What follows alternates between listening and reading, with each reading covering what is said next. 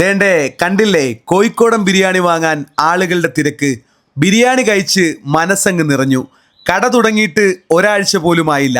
കനലിൽ പച്ച ഇറച്ചി ദമ്മ് ചെയ്തെടുക്കുന്ന ഒരു തരത്തിലുള്ള essence, pineapple essence, rose water ഒന്നും തന്നെ ഉപയോഗിക്കുന്നില്ല. ഒന്നും ചേർക്കാതെ ബിരിയാണി ഉണ്ടാക്കാൻ പറ്റും തെളിയിച്ചല്ലേ? 100% നാച്ചുറൽ ആയിട്ടുള്ള മസാലകൾ മാത്രമേ, നാച്ചുറൽ ആയിട്ടുള്ള സ്പൈസസ് മാത്രമേ ഉള്ളൂ.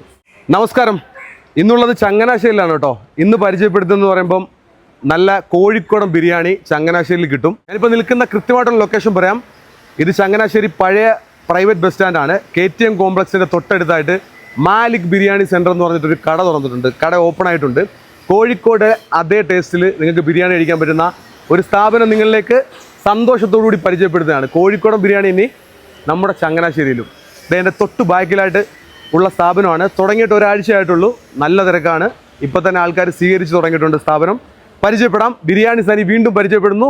ഇടിവെട്ട് ബിരിയാണി സ്പോട്ട്. ഇതിപ്പോൾ ഒരു 1 വീക്കായി. കോഴിക്കോടൻ ബിരിയാണിയാണോ? പക്കാ കോഴിക്കോടൻ ദം. ഉറപ്പാണ്. കോഴിക്കോടൻ ദമ്മ് കനലിൽ പച്ച ഇറച്ചി ദമ്മ് ചെയ്തെടുക്കുന്ന കോഴിക്കോടൻ ദം ബിരിയാണി. പച്ച ഇറച്ചി ദമ്മ് ചെയ്തെടുക്കുന്നതാണ്. അതെ. കറി വെച്ചിട്ട് വെക്കുന്നതല്ല. കറി വെച്ചിട്ട് വെക്കുന്നതല്ല. ചങ്ങനാശ്ശേരിക്കാരുടെ റെസ്പോൺസ് എങ്ങനെയുണ്ട്? നല്ല റെസ്പോൺസ് ആണ്. ചങ്ങനാശ്ശേരിക്കാർ നമ്മൾ പ്രതീക്ഷയിലും കൂടുതൽ ആളുകൾ എത്തുന്നുണ്ട്, ഓർഡർ വരുന്നുണ്ട്. അത് നമ്മൾ കോഴിക്കോടുമായിട്ട് എന്തെങ്കിലും കണക്ഷൻ ഉണ്ടോ? ഞാനൊരു 10-15 കൊല്ലമായിട്ട് കോഴിക്കോടായിരുന്നു.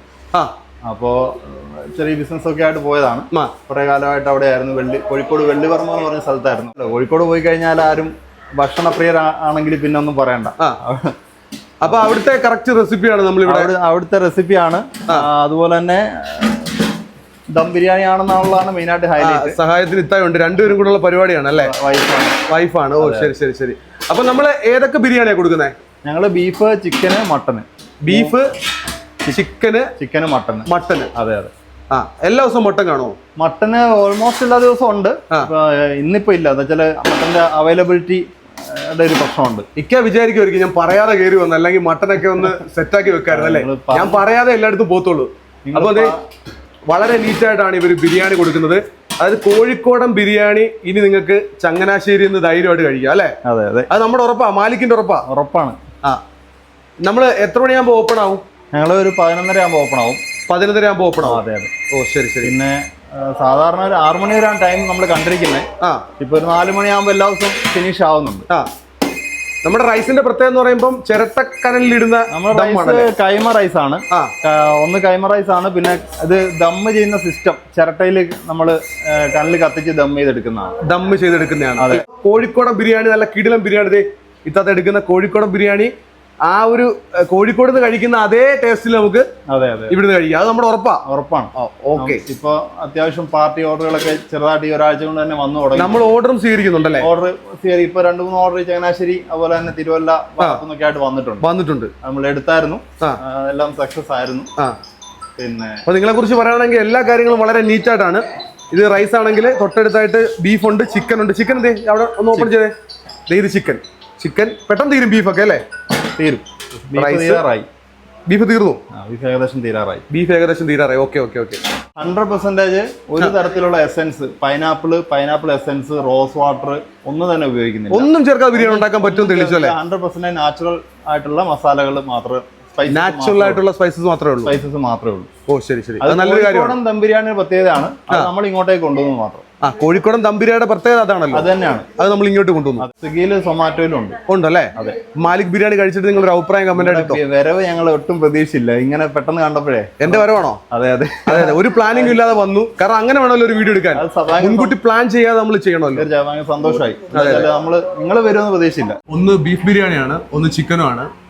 ഈ ബിരിയാണി സനി എന്നുള്ള പേര് മാറാൻ വേണ്ടി ശരിക്കും പറഞ്ഞാൽ ബിരിയാണി വീഡിയോ ചെയ്യണമെന്ന് വെച്ചാണ്. അപ്പോഴാണ് പുതിയ സ്പോട്ടുകൾ ഇങ്ങനെ അറിയുന്നത്. നമ്മൾ ഇത് ഓപ്പൺ ആയിട്ട് ശരിക്കും പറഞ്ഞു കഴിഞ്ഞാൽ ഒരാഴ്ചയായിട്ടുള്ളൂ. അധികം പരസ്യങ്ങളൊന്നും ഇല്ലാതെ തന്നെ ആൾക്കാർ കൂടുതലായിട്ട് എത്തുന്നുണ്ട്. ഇപ്പോൾ നമ്മളിപ്പോൾ വാങ്ങിച്ചിരിക്കുന്നു പറയുമ്പം നമ്മുടെ ക്യാമറമാനൊരു ചിക്കൻ ബിരിയാണിയും എനിക്കൊരു ബീഫ് ബിരിയാണിയാണ് കേട്ടോ. ബീഫ് കഴിച്ചിട്ട് കുറച്ച് നാളായി.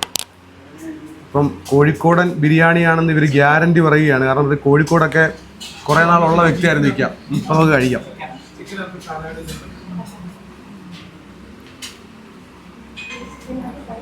നല്ല റൈസാണ് കേട്ടോ.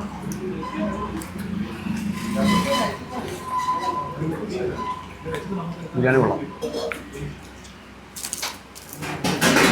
പുറത്തുനിന്ന് അങ്ങനെ മസാലയും പൈനാപ്പിൾ എസൻസ് അങ്ങനെയുള്ള കാര്യങ്ങളൊന്നുമില്ല.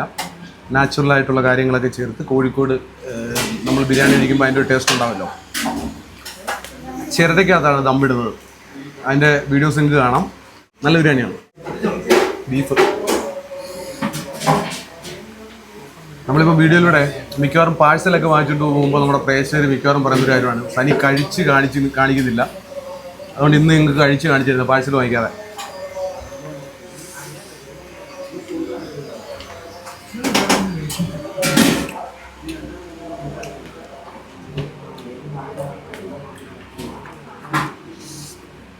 ബിരിയാണിയുടെ പ്രത്യേകത എന്ന് വെച്ച് കഴിഞ്ഞാൽ അല്ലറ ചില്ലറ സാധനമൊന്നുമില്ല. സ്പൈസസ് അധികമൊന്നും ഇടാതെ നമ്മൾ കോഴിക്കോട് നമ്മുടെ പാരകണ്ടൊക്കെ ബിരിയാണി കഴിക്കത്തില്ലേ, അതിൻ്റെയൊക്കെ ഏകദേശം ഒരു ടേസ്റ്റ് നമുക്ക് കിട്ടും. അപ്പോൾ ഞാനിപ്പോൾ നിലവിൽ കഴിക്കുന്ന സമയത്ത് തന്നെ ഇവിടെ നല്ല തിരക്കാണ്. ഒരാഴ്ചയായിട്ടുള്ള തുടങ്ങിയിട്ടെങ്കിൽ പോലും ആൾക്കാരൊക്കെ അറിഞ്ഞു വരുന്നുണ്ട്. അപ്പം നിങ്ങൾ ഈ ഒരു സംരംഭത്തെക്കുറിച്ച് അറിഞ്ഞിരിക്കുക. സ്ഥലവും മറന്നുകൊണ്ട. സ്ഥലം എന്ന് പറയുന്നത് കൃത്യമായിട്ട് പറയാം, ഇത് ചങ്ങനാശ്ശേരിയാണ്. ചങ്ങനാശ്ശേരിയിൽ പഴയ private bus station KTM complex, അതിൻ്റെ തൊട്ടടുത്തായിട്ട് തന്നെ മാലിക് ബിരിയാണി കഴിച്ചിട്ട് തീർച്ചയായിട്ടും നമ്മുടെ പ്രിയപ്പെട്ട പ്രേക്ഷകർ ഒരു അഭിപ്രായം കമൻറ്റായിട്ട് രേഖപ്പെടുത്തും.